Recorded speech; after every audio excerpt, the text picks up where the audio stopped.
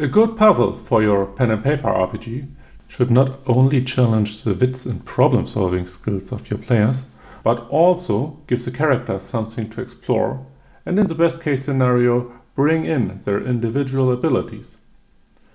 What I call the spin-1 third pillar is an example for such a puzzle that I want to outline here.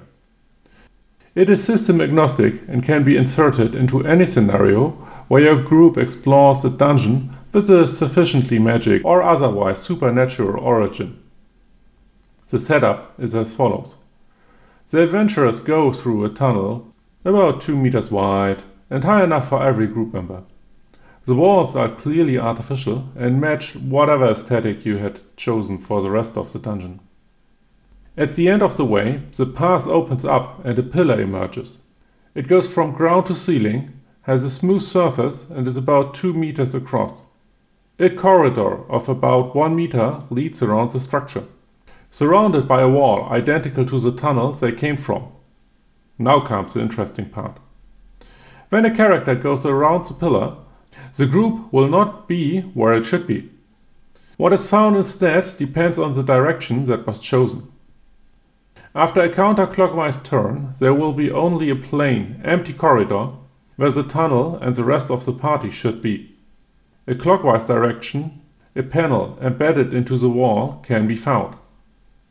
If the chosen way is continued, the other state can be found, and after 3 consecutive rounds, in either direction, the starting position is reached again. After figuring that out, the solution to the base version of the puzzle is quite easy. When the plate is activated, a hidden opening on the counterclockwise turn emerges. The challenge lays less in the complexity of that trigger, but more in the confusion the whole setup generates for the players when the environment does not act as expected.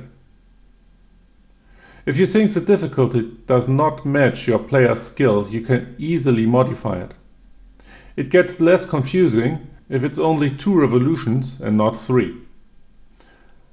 I would not recommend increasing it above 3 turns, because from my experience most players do not push that far when exploring and might get lost. A more elegant way to increase the difficulty is to adapt the activation of the exit. Maybe there are multiple plates that have to be triggered at the same time, so the group has to coordinate.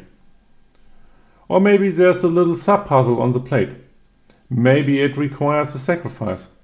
There are a lot of opportunities which can be customized to your campaign.